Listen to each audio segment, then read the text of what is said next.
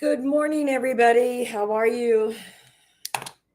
I had to take a day off yesterday. Have you ever woke up and just felt like I can't do life today? I just need to regroup and take a day to myself and go from there. That's what happened to me yesterday. So I apologize for not being on air yesterday. I ran a repeat of our great congressional district 4 candidate Jerome Davison, who we need to have in office. We need him to go back to DC and be a voice of reason back there. But I got a lot of things accomplished yesterday, and that was important. But mainly, my brain needed a rest. I mean, there's been so much political stuff going on, the craziness in this political environment in America, in Arizona, and then this crazy dog behind me, Bella, the life of Bella. Oh, she's pulled the blanket out from underneath the couch so that now she can shove her ball underneath there while we're on the podcast. Anyhow, so let's get right into this. I was listening to the FBI guy Ray testify before Congress today while I was getting ready for the podcast, and it really astonished me as they get to the Democratic representatives, the stupid stuff they ask. And the reason for him to be there was to talk about the attempted Trump assassination. And the Democrats immediately go in, they went back to, are you ready for this? They were questioning him about January 6th.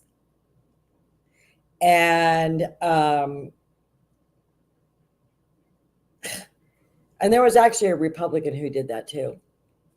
But it's like, can you not stay on topic? Can we not talk about the issue that we have him here for today to get the answers that we need?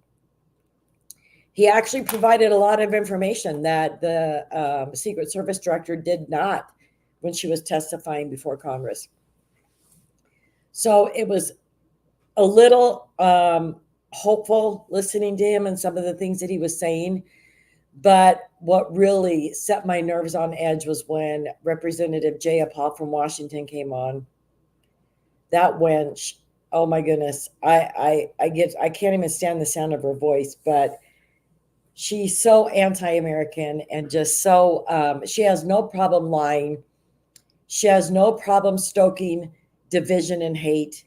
That is her mission. That is her mission. And of course, she has pledged her allegiance to a foreign country. So we all know what she's about. Can't even believe that she's actually a city member in Congress, an elected official.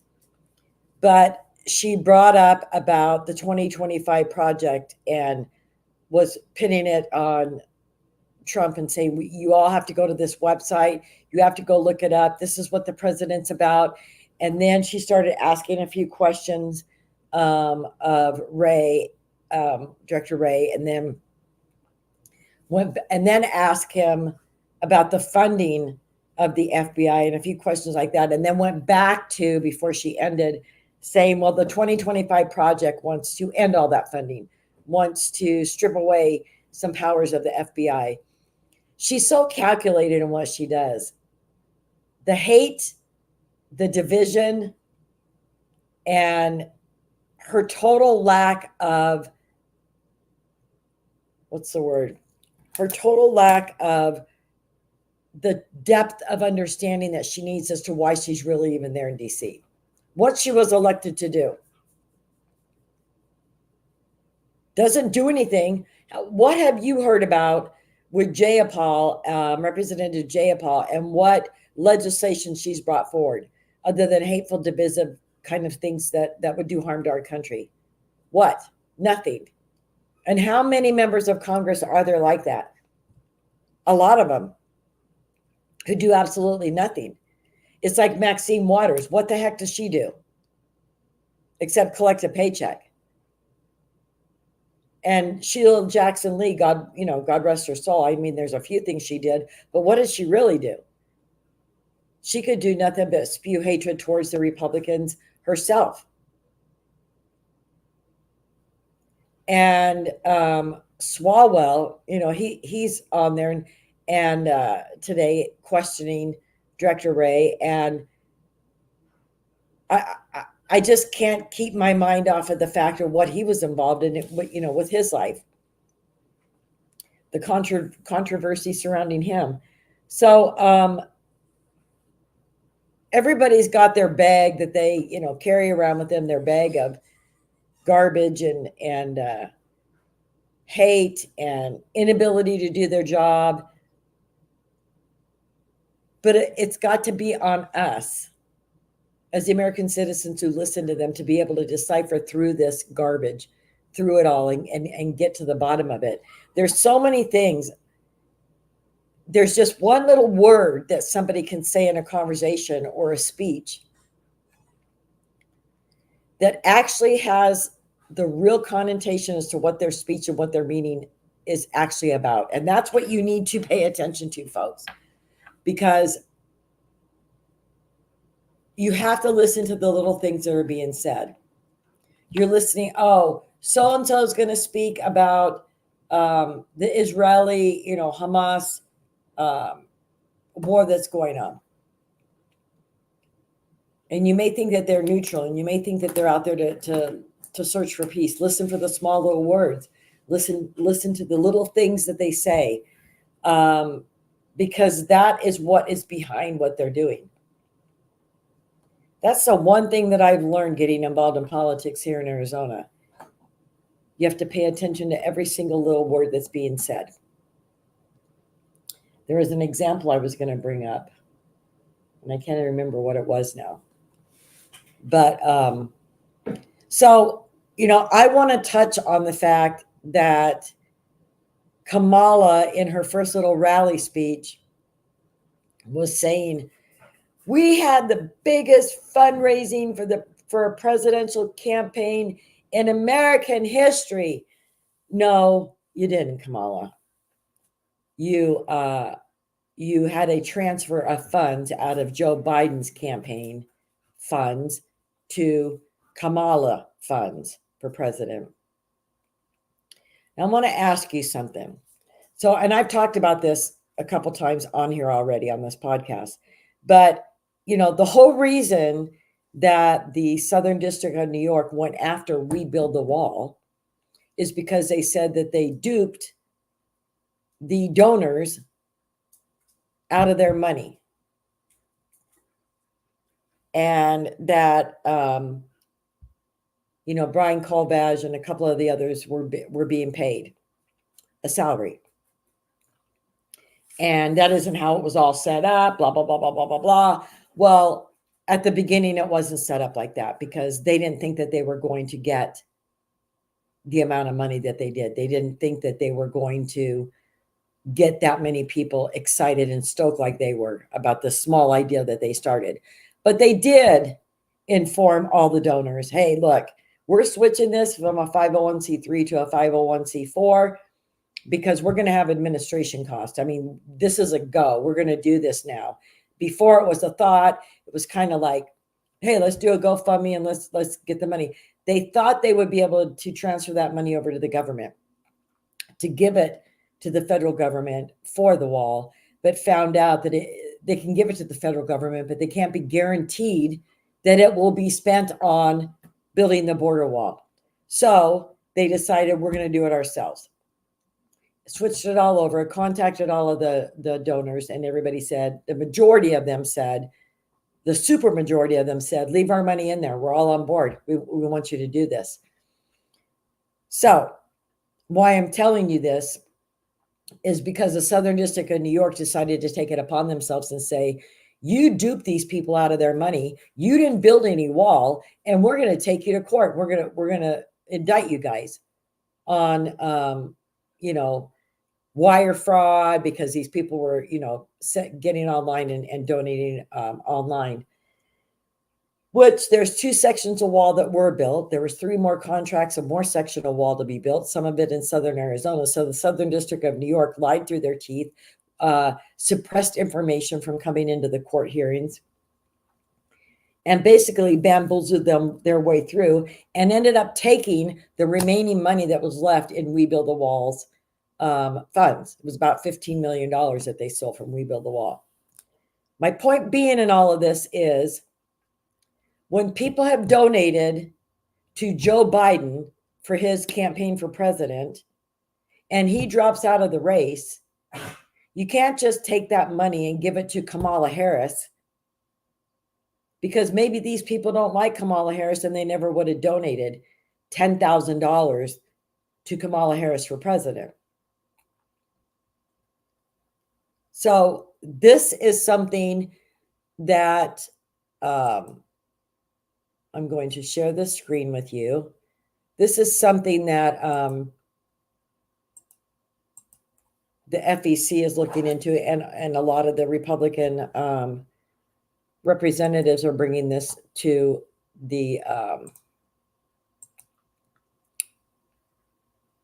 attention of the FEC. But anyway, Sean Cooksey, House Democrats are now trying to silence me as the FEC chairman for raising questions about President Biden giving Vice President Harris all of his campaign cash. All I did was quote federal regulations. Why are Democrats afraid of the law? So,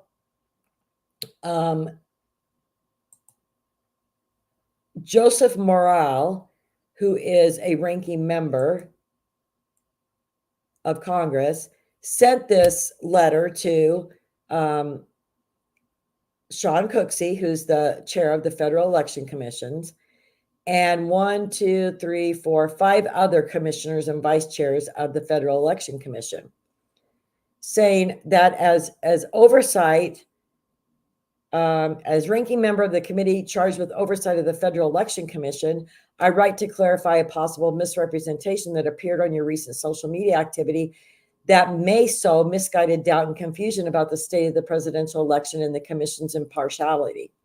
Now, know that Joseph Morale is a Democrat. On July 21st, in light President Biden's patriotic decision to prioritize the well-being of the nation over his own political ambition, you, meaning Sean Cooksey, the chair of the FEC, posted on X a contextless quote from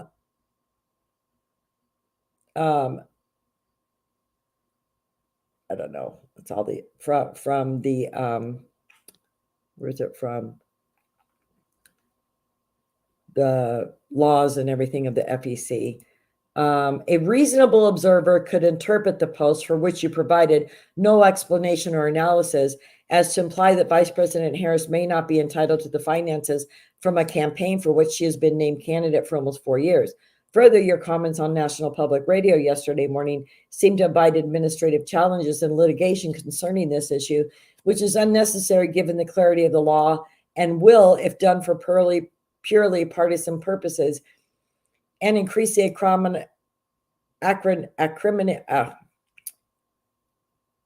increase the division of our political system. Failing to provide important information about our campaign finance laws will fuel uncertainty and mistrust in our campaign finance system specifically, and our democracy generally.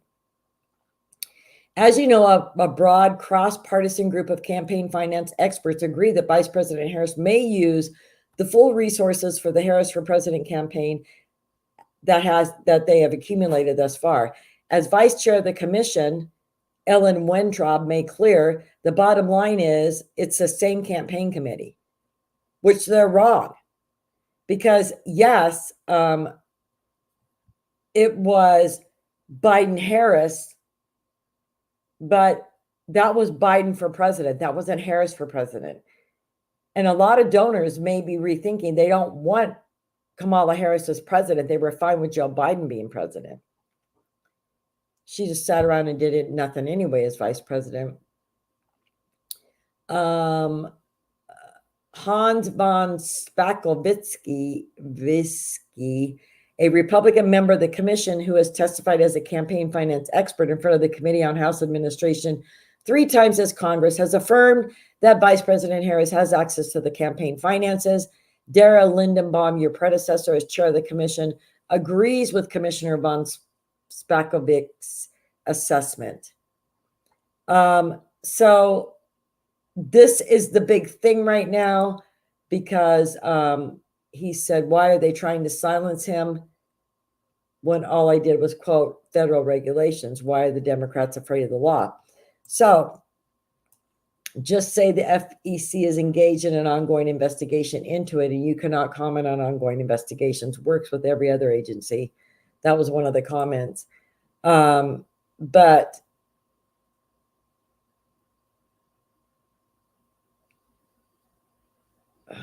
let's see. Anyway, that's my point. I don't know that this is lawful. I mean, it's switch and bait basically. And I understand they were on the same ticket, but this is a completely different aspect of it with Kamala being president. And she's more radical than Joe.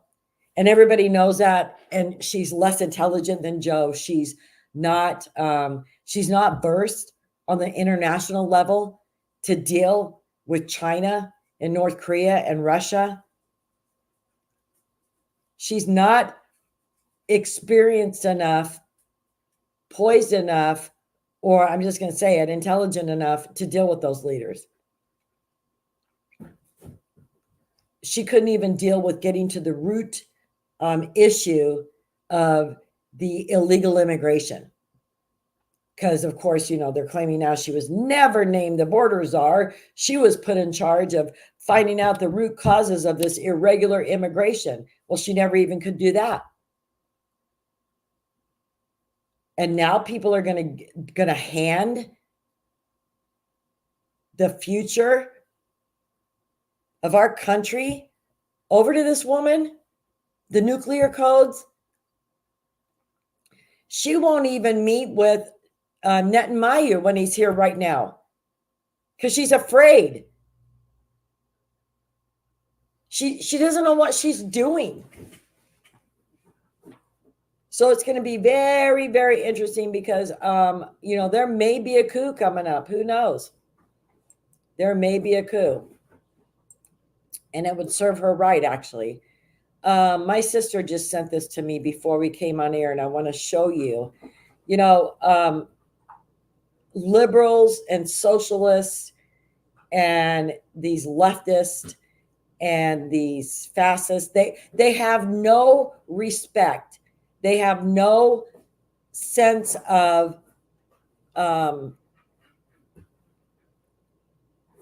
what is right and wrong, and they just think that they have to get out there and do their thing and make a point. And so the hotel where Netanyahu is staying, I'm going to stop this for a second.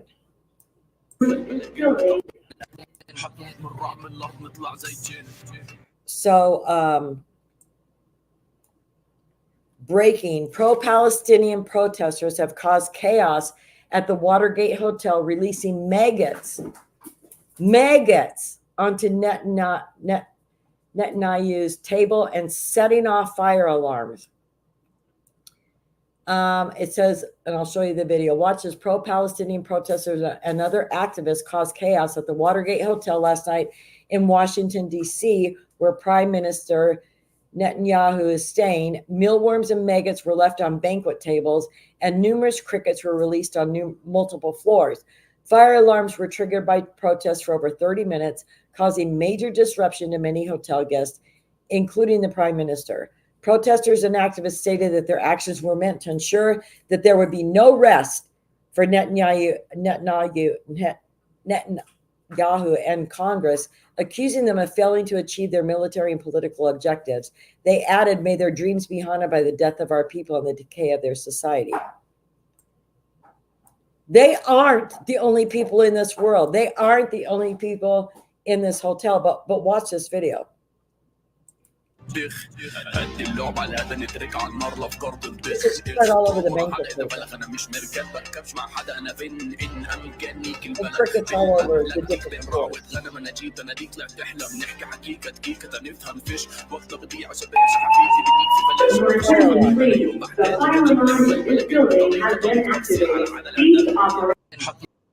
This is how disgusting these people are, that they think that,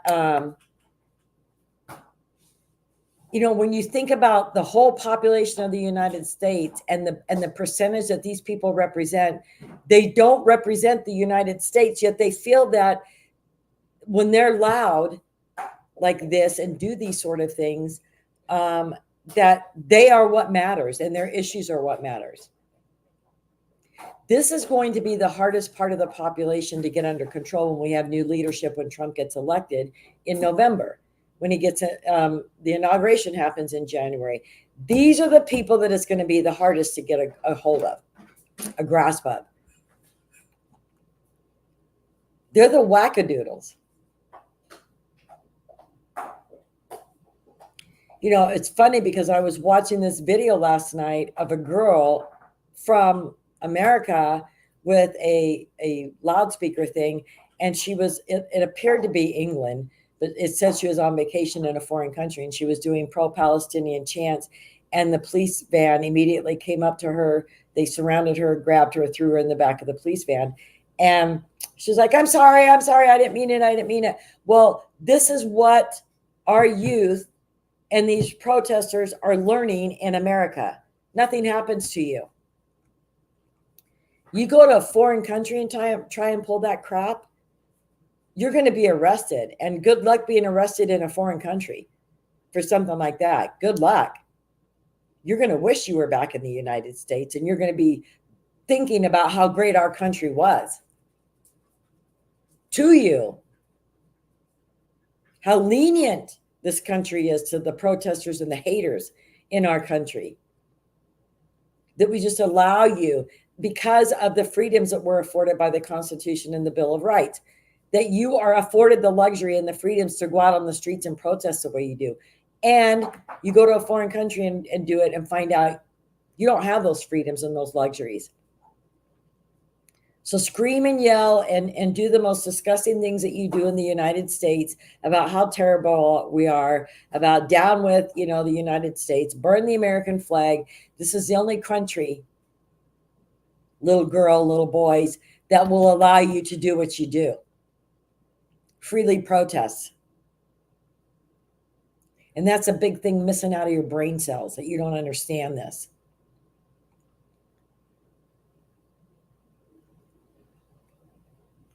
And, honestly, there's a level of mental illness going on in this country.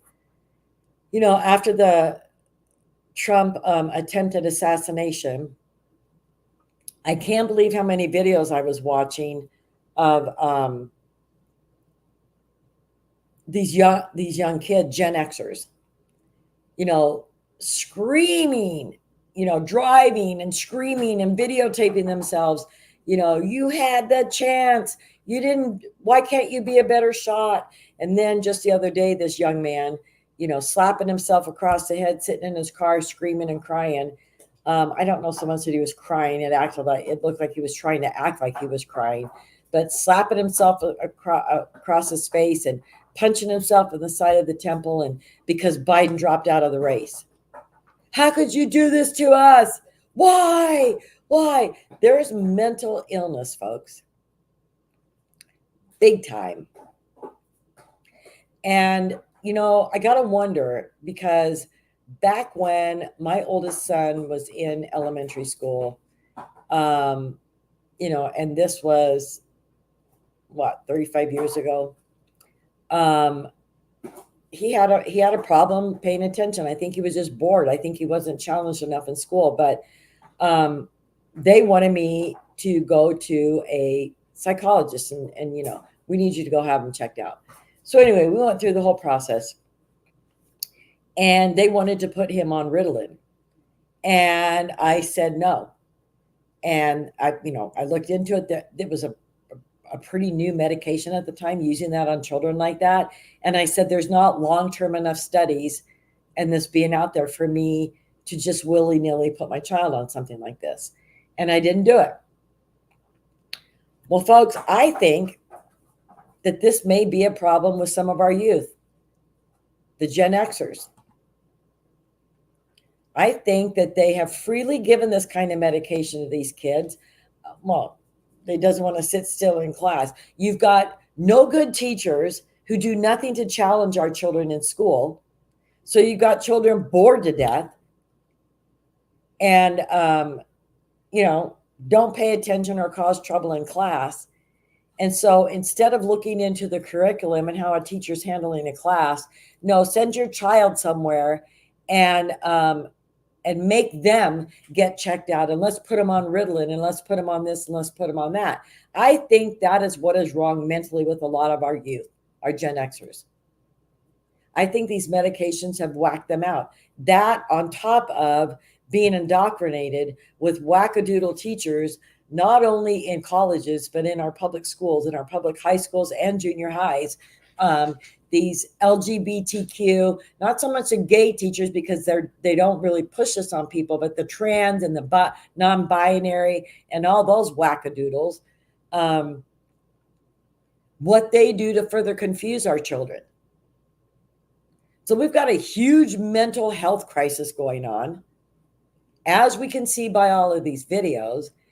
And I don't know if any of you have seen the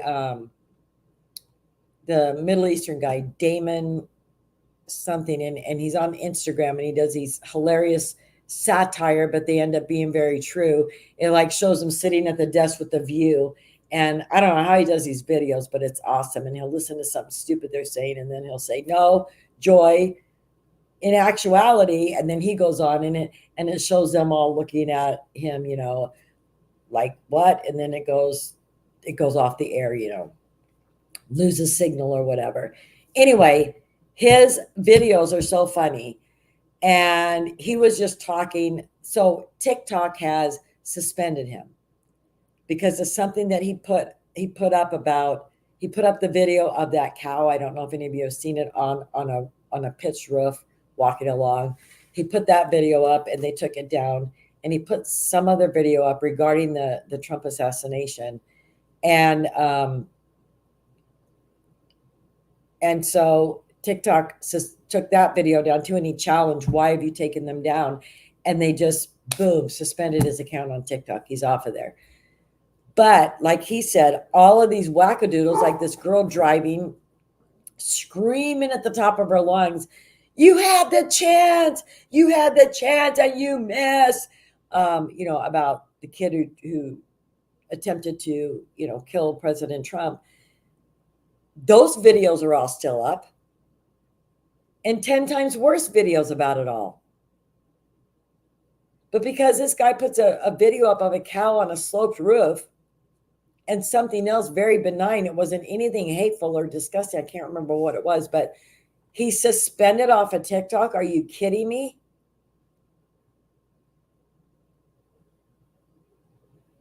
I would much rather watch a video of a cow walking on a sloped roof than watching these Gen Xers have a mental meltdown on a TikTok. Get them off of here. Like, who needs that? You watch it and you become disturbed for hours afterwards because you just keep going back to this. Like, what is wrong with that girl? Like, how is she even driving, filming herself and screaming the way she is? How is it possible? And what does her life look like? And what does that kid's life look like who's sitting in the car punching himself and slapping himself across his face? How'd you like for that to be your brother? Fun guy to put up with, huh? Anyway, something that I saw very interesting today, and this came out today, by the way. How they've talked about Kamala being the border czar and how she's never been down to the border. She went to El Paso, of course, but didn't go down to the border. So I want to show you this article that came out today because, let's just be honest and tell it like it is about her.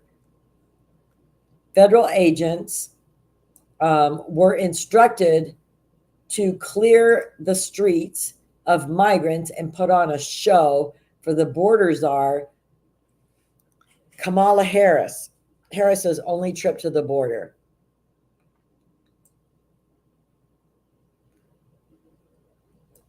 And this was just published. Let me go back.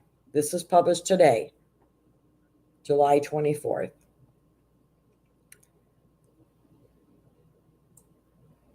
Hold on. Look, guys, this is absolutely devastating. Let's bring in Fox News contributor Joe Concha. Joe, Chief Ortiz was Border Patrol chief when there were 15,000 Haitian migrants under the bridge in Del Rio. He was also the chief during the false whipping allegation. So the lack of communication there is notable. Also notable, and I'd love to get your thoughts on both of these things, is 60 Minutes covering this illegal immigration crisis when under the Trump administration, I'm sure a segment like this would have been accused of being anti-immigrant. All great points, Carly. And welcome to the party, pal, as far as 60 Minutes finally getting around to this story 3 years into this administration. Look, guys, this is absolutely devastating. And that ain't hyperbole to this Biden-Harris campaign. It will be fascinating in the most craptastic of ways to hear the patently awkward Karine Jean-Pierre handle that question when she's asked about it. Look, as we just saw, Joe Biden and Kamala Harris over and over again have said that the crisis that is a catastrophe at the U.S. southern border, they take it very seriously. Well, how could you possibly take this crisis seriously when you haven't spoken to the Border Patrol chief for more than 2 years? And the fact that, this was shared on 60 Minutes, to your point, Carly, absolutely got the attention of the White House communications team, because they can't just point to some sort of right-wing media conspiracy when CBS News is anything but right-wing. Make no mistake, the border and immigration will decide the 2024 election. And if this election were held today, Donald Trump would win by an electoral landslide based on the numbers we've been seeing. So let me just read you a little bit out of this article. When Vice President Kamala Harris made her first and only trip to the U.S.-Mexico border, and it was just into El Paso, it wasn't to the actual border, federal agents on the front lines were instructed to completely sanitize the area to hide the true severity of the crisis from cameras, sources told the Post, even going so far as braiding the hair of unaccompanied minors. Harris, whose first big job as the nation's number 2 executive was to control the flow of migrants across the southern border, went to the border near El Paso, Texas on June 25, 2021, after pressure from Republicans over her handling of the crisis.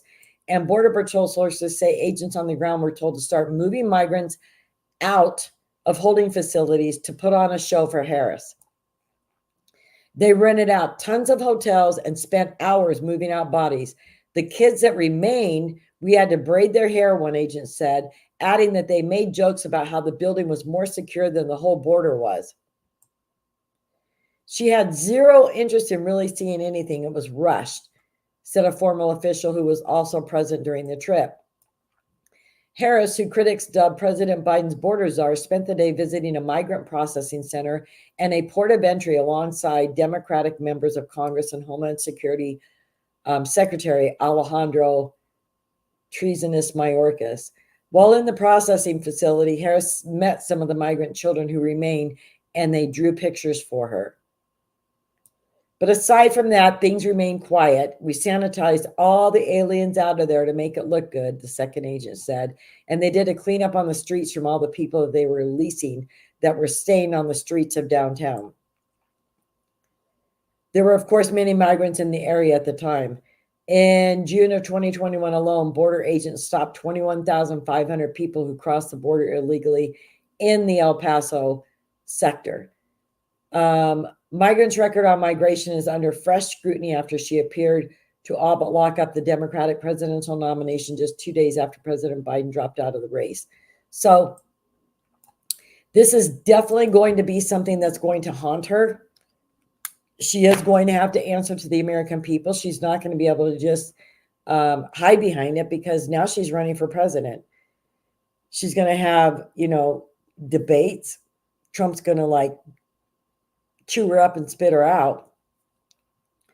And she's going to be scrutinized for all the things that she didn't do as vice president and things that she was put in charge of. Now, the other thing that is very disturbing to me, and I know this is how it's going to be, is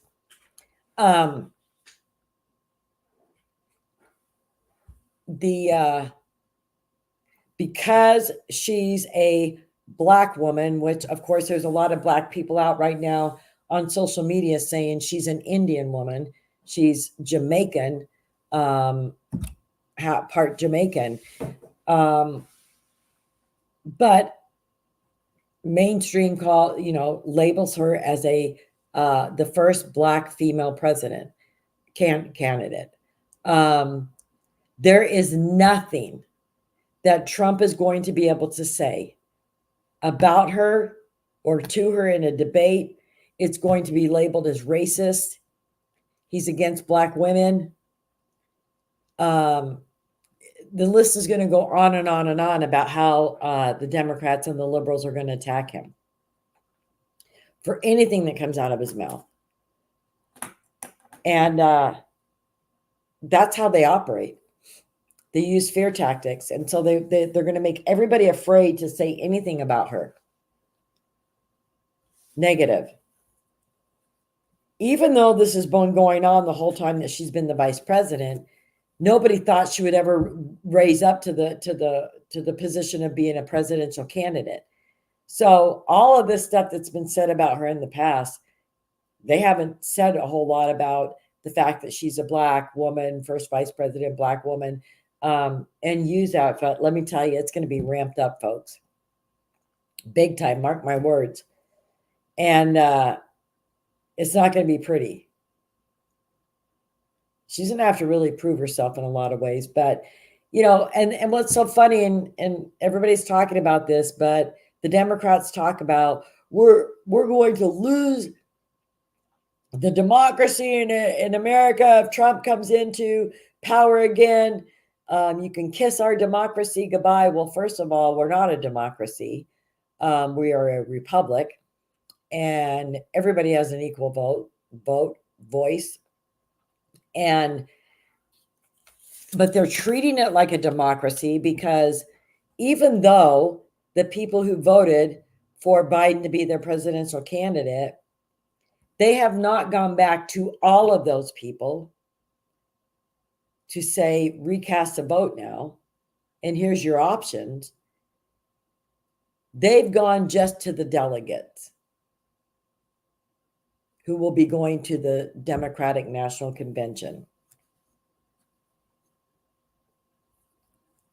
And, in some states, it's, 10 or 12 delegates representing the Democratic Party in some states. Other states, it's hundreds. But they're going to leave the decision up to these people, which they've already done in the majority of the states, because she has secured enough of the delegates' votes to say she is the presidential candidate for the Democratic Party. The party that claims they are all about democracy and the rule of law and everything are actually breaking every single rule, taking the decision of the people of who they want for their Democratic presidential candidate, taking the decision away from them and making the decision for themselves. So they are running a democracy where the few are the voices for the masses. That's what they're doing. Proud of it. I'm thankful that I got a say in who the presidential candidate would be for Republicans. I got a say in it. I voted in the presidential preference election, as millions of other Americans did. And our voices were heard. in the democratic way that it should be done.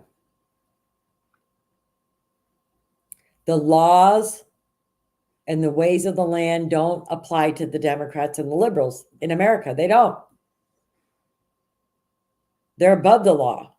They're above the people. The voice and the agenda of the few are what run the Democratic Party. Sorry, if you're a Democrat and you think that your voice really matters, you're kooky. And I love seeing all the videos on social media of the people who've come to the realization that their voice doesn't matter. What have they done for us? They don't care about us. And then on top of it, when you see the Democratic Party, who is more concerned about the well-being of foreigners, illegal foreigners who've invaded our country, the Democratic Party is more concerned about their well-being than yours as a Democrat, an American Democrat. Come on, man. You got to wake up. And all the lies and all of the hate and all of the division that they spew out about the Republican Party and about Trump is wrong. You know, you come hang out around conservative people and tuck your nasty attitude, your nasty Democratic attitude away in your pocket or your purse and come in there with an open mind and see how loving and caring and welcoming conservative, patriotic Americans are. It's just the way it is. That's the difference. And, you know, you're starting to see some of the little cracks appear. You know, when you got AOC going on social media and saying, I'm in these meetings, I'm in these rooms, I'm in these meetings, and we're not okay with Kamala being the candidate, it's going to be really interesting. And I mean, I got to go get some popcorn because, man, we're going to need a lot of popcorn watching this Democratic National Convention. Going to be pretty interesting because according to what I've read, these delegates who have said, yes, Kamala's our candidate, we're throwing our support in behind her, they are only tied to that for the first round. So, and there's a lot of delegates still who haven't committed to her. And there could be a coup, you know. What's happening behind the scenes right now, we'll never know until that moment's upon us. And that's what's so scary about the Democratic Party, because you never know what's coming around the bend. When you got these evil people, I mean, you know, this whole Trump assassination attempt, I honestly feel, I mean, the first person that came to mind, honestly, was John Brennan, the former CIA director. I could see his face. You know, when Trump removed his security clearance, man, that was it. That target was on Trump from John Brennan and so many other evil players like him.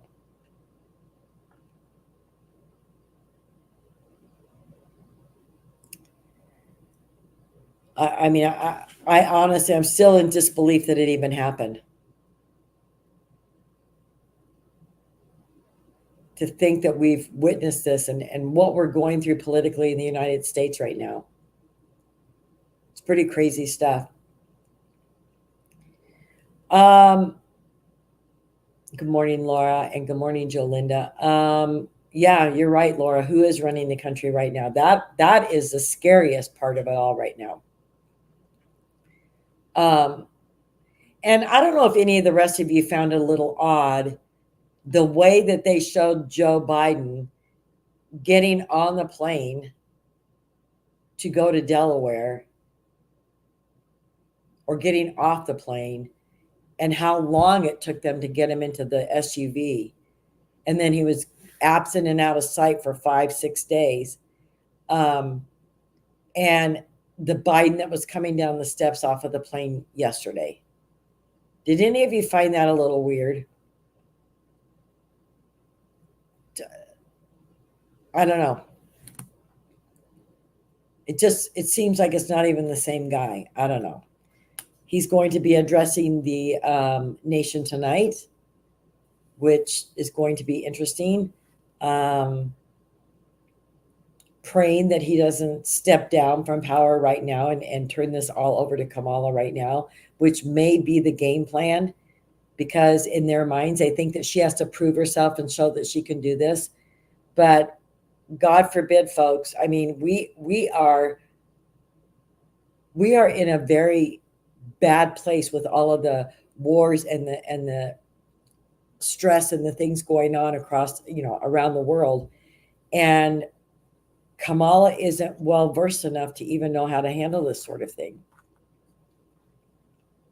And who is going to be her puppet master if Biden steps out of the way right now?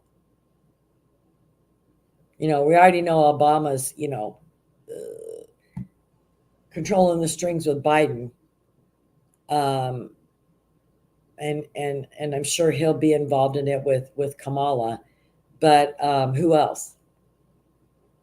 Clintons, Hillary, do the Obamas and the Clintons talk? Are they in cahoots with each other?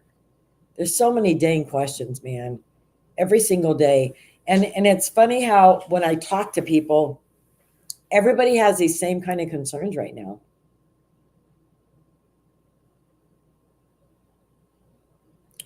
She was the worst DEI hire they ever could have done. And to think that when she was running for president against Biden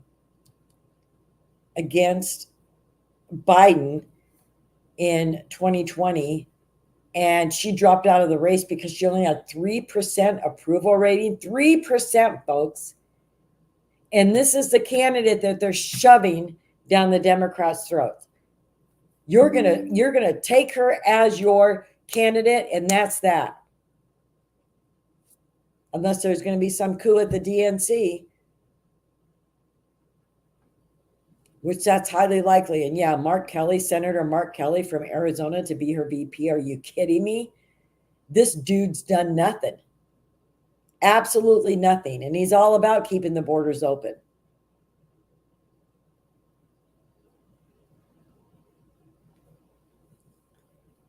His wife was involved in politics, Gabby and Gifford, and she was shot in a horrific situation. I believe it was down in Tucson, shot in the head, and she recovered and stuff.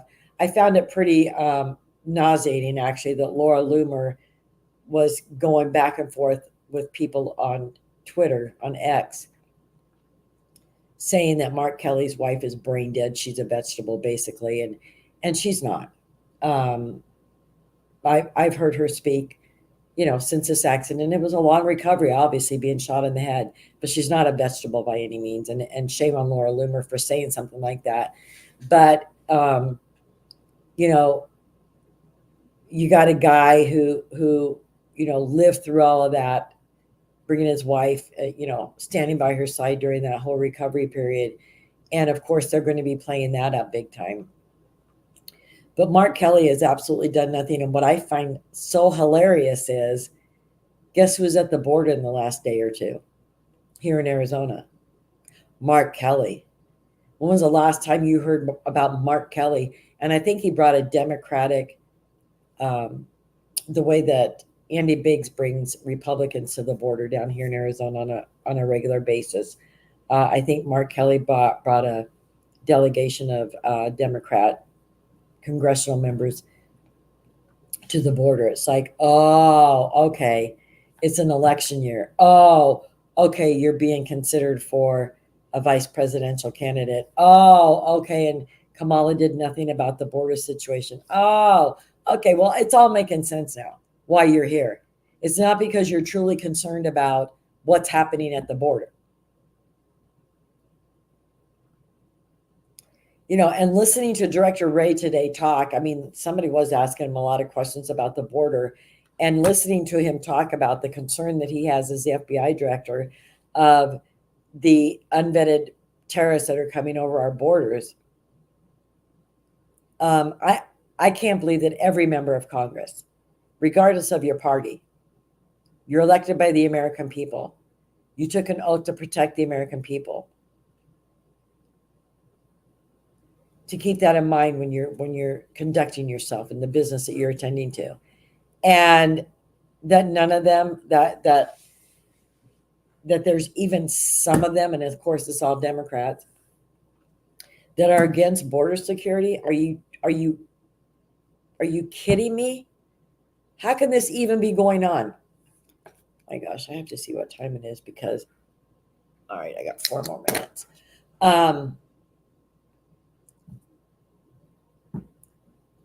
Secure borders to keep possible unvetted terrorists that are coming through because there's not any information in the computer systems, and Border Patrol is pressured to process them so fast that they don't have time to possibly look into some other programs to see maybe this guy is a terrorist because he appears to be one to me. I mean, there's warning signs and warning flags going off. No. Process them. Get them through. Get them out, in and out of here. In and out of here. We don't care. This is what it's become. The last thing on their minds is the priority of keeping Americans safe in their own country. And that, folks, is wrong. And that, folks, is what Kamala Harris stands for. Open borders. Always has. They've been showing all kinds of clips of her on the news. So you think that all illegals should get free medical care? Absolutely. You know, look at her record as a prosecutor over in California. Look at her district in California when she was a senator. Disgusting. Kamala Harris doesn't care about A, America, B, the cities in America, C, her state, and B, the border, and you and I. She doesn't care about any of that. None of that matters to her. It's power. You know, I saw this pretty interesting picture. I think I'm going to show it to you if I can find it real quick. But I was like, ooh, I'm not posting this on social media. But I think I took a screenshot of it because I thought it was pretty interesting. Did I?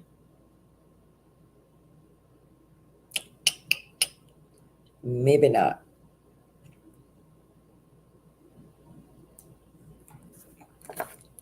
Maybe not.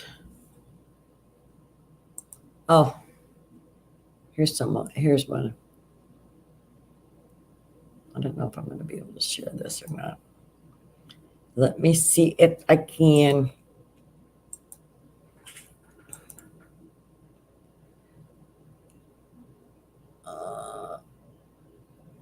Nope, I can't share it.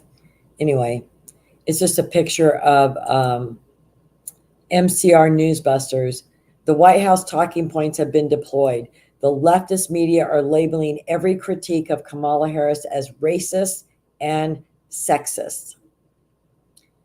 And they had a whole big video of Elena Beverly was one of them. She was a SC Deputy Political Director for Obama 08 campaign.